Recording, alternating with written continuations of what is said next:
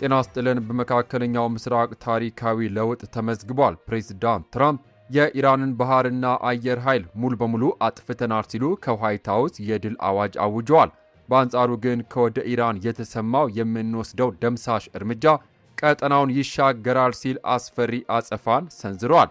ይህ ሁሉ ሲሆን ግን ታዋቂው ኒውዮርክ ታይምስ አሜሪካና እስራኤል ወደዚህ ጦርነት የገቡበትን ድብቅ አጀንዳ በይፋ አጋልጧል። ለመሆኑ ያ ሚስጥራዊ እቅድ ምንድን ነው? ሰበር መረጃዎችን በዝርዝር ይዘናል። እስከ መጨረሻው አብራችሁን ቆዩ።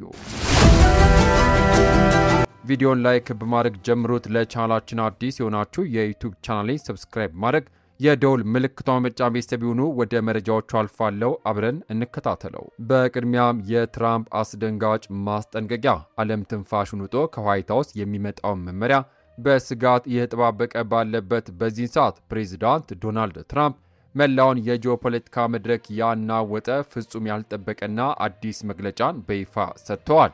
ትራምፕ በዋይት ሃውስ ሆኖ በልበ ሙሉነት ሲናገሩ ያንን ጦርነት በፍጥነት እናቆማለን፣ አሁን በከፋ ሁኔታ ስምነት ላይ መድረስ ይፈልጋሉ፣ በዚህ ጉዳይ ሰልችቷቸዋል ማለታቸው የቴህራንን ወቅታዊ መዳከም ለዓለም ያበሰሩበት ክስተት ሆኗል። አክለውም በዚህ ጉዳይ በፍጥነት እንደምንጨርስ አስባለሁ፣ የኒውክሌር ጦር መሳሪያ አይኖራቸውም፣ እናም በጥሩ ሁኔታ እናጠናቀዋለን ሲሉ ፍጹም ድል አድራጊነታቸውን አሳይተዋል።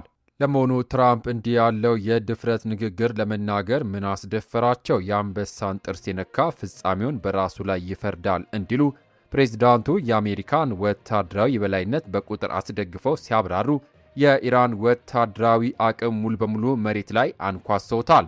ትራምፕ ሲናገሩ የእኛ ጦር ኃይል በዓለም ላይ ትልቁ ነው፣ የባህር ኃይላቸው ሙሉ በሙሉ አጥፍተናል፣ የአየር ኃይላቸው ጠፍቷል፣ ጸረ አውሮፕላኖቻቸው ጠፍቷል፣ ለጦርነት የሚጠቀሙባቸው ቁሳቁሶች በሙሉ ወድመዋል ካዱም በኋላ ንግግራቸውን ይበልጥ በሚያስደነግጥ መልኩ በመቀጠል መሪዎቻቸው ጠፍተዋል ማለት አልፈልግም፣ ምክንያቱም ብዙ ጥሩ አይደለም፣ ግን ያ እውነት ሆኖ ተገኝቷል ሲሉ ዋሽንግተን በቴህራን ላይ ያደረሰችውን ድብቅና እጅግ አስከፊ ጥቃት ይፋ አድርገዋል።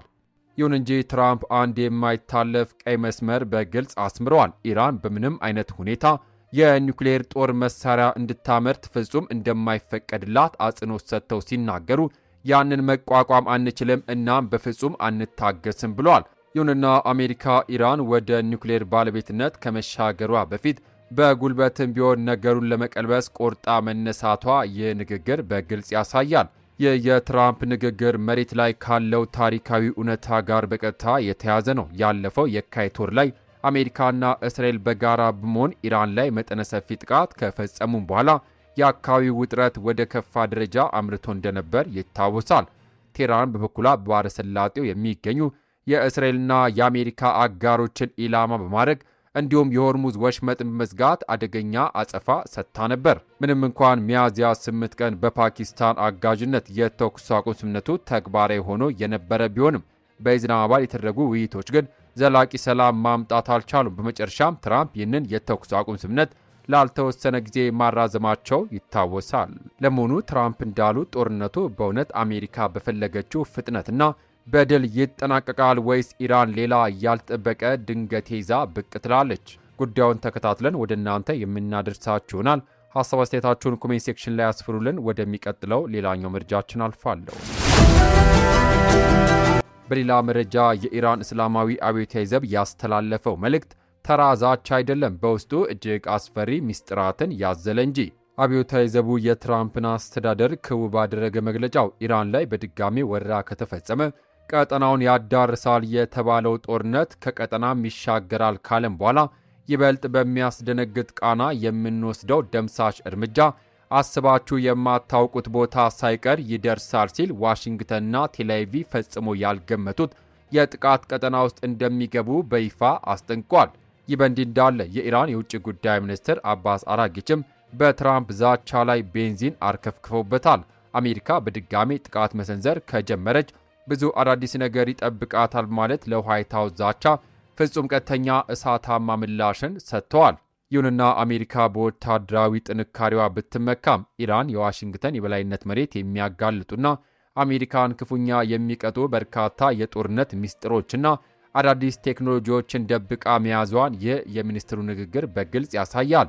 አሁን ነገሮች ፍጹም መስመር የሳቱ ይመስላሉ። ትራምፕ የኢራን ኃይል ሙሉ በሙሉ አጥፍተናል እያሉ በዋይት ሃውስ በደስታ ሲናገሩ፣ በአንጻሩ ቴህራን ደግሞ የማታውቁት ቦታ ድረስ የሚደርስ ደምሳሽ እርምጃ ይጠብቃቸዋል ስትል በቁጭት ትዝታለች። ይህ ከቀጠናው ይሻገራል የተባለው የኢራን አዲስ የጦርነት ካርድ ቀጣዩን ወታደራዊ እርምጃ እንዴት ሊቀይረው ይችላል? አሜሪካስ ይህንን አስባችሁ የማታውቁት ቦታ ይደርሳል የተባለውን የኢራን ማስጠንቀቂያ እንዴት ትቀበለዋለች? ጉዳዩን በንቃት እየተከታተልን የምናደርሳችሁ ይሆናል። ወደሚቀጥለው ወደ መጨረሻው መረጃ አልፋለሁ። በመጨረሻም የትራምፕ ፍንጭና የተመረጡት ሰው። ኒውዮርክ ታይምስ ጋዜጣ ይህንን ሴራ ይበልጥ ወደ ብርሃን ሲያወጣ ነገሩ አስገራሚ ሆኗል። የእስራኤልን የመጀመሪያ ዙር ጥቃት ተከትሎ የኢራን እስላማዊ ሪፐብሊክ መንግስት ከፍተኛ ባለስልጣናት ሕይወታቸው ካለፈም በኋላ ፕሬዚዳንት ዶናልድ ትራምፕ ሁኔታውን አስመልክተው በይፋ ሲናገሩ የአገሪቱን አመራር ለመረከብ አገር ውስጥ ላለ አንድ ሰው የተሻለ ማለታቸው ጋዜጣው አውስቷል።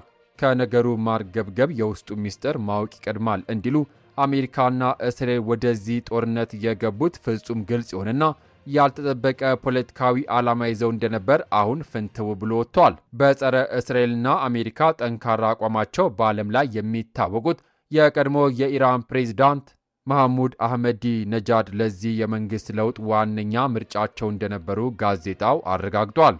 ይሁን እንጂ ይህ ታላቅ ስሌት መሬት ላይ ሲወርድ ፍጹም ገልባጭ ሆነ። ኒውዮርክ ታይምስ ስለ ዕቅዱ ገለጻ የተደረገላቸው የአሜሪካ ባለሥልጣናትን ጠቅሶ እንደገለጸው ይህ ያልተጠበቀ ሐሳብ መጀመሪያ የተዘጋጀው በእስራኤል መያዣ ክፍል ውስጥ ነበር። አህመዲ ነጃድም ስለ ጉዳዩ አስቀድሞ እንደሚያውቁ ተደርጎ የነበረ ቢሆንም ነገሩ በፍጥነት ከታሰበው መስመር ውጭ ሆኖም ከሽፏል። የወፍ መጥመድ ለአዳኝ ሳይሆን ለራሷ ነው እንደሚባለው የቀድሞ ፕሬዝዳንት ከቁም እስር ለማስለቀቅ ሲባል በመኖሪያ ቤታቸው ላይ እጅግ ከባድ ጥቃት የተፈጸመ ቢሆንም በወቅቱ አህመዲ ነጃድ በጥቃቱ ሕይወታቸው ማለፉ በስፋት ተወርቶ ነበር። ነገር ግን በአጭር ጊዜ ውስጥ በሕይወት እንዳሉ የማስተዋወያ ዜናዎች ወጥተዋል። አሁን ላይ ጉዳዩ ይበልጥ ሚስጥራዊ ወደሆነ አቅጣጫም ተቀይሯል። ጦርነቱ ከተጀመረ በኋላ ባለፉት 3 ወራት ውስጥ ሙሐመድ አህመዲ ነጃድ በጥቃቱ ስለደረሰባቸው ጉዳትም ሆነ አሁን ስላሉበት ትክክለኛ ሁኔታ ምንም አይነት የተነገረ ነገር የለም። ከዚህም በላይ በይፋ በአይንም ታይተው አያውቁም። ለመሆኑ መሐሙድ አህመዲ ነጃድ አሁን የት ናቸው? በሕይወት አሉ ወይስ በድብቅ ቦታ ተደብቋል? አሜሪካና እስራኤልስ ይህ የከሸፈ የመንግስት ለውጥ ሴራ ይፋ መውጣቱን ተከትሎ ቀጣይ ምን ያደርጉ ይሆን? ሀሳብ አስተያየታችሁን ኮሜንት ሴክሽን ላይ አስቀምጡልን። ከሰዓታት በኋላ በሚሰሙ በአዳዲስ መረጃ እስከምንገናኝ በያልንበት የዓለም ዳርቻ ቸር እንቆይ።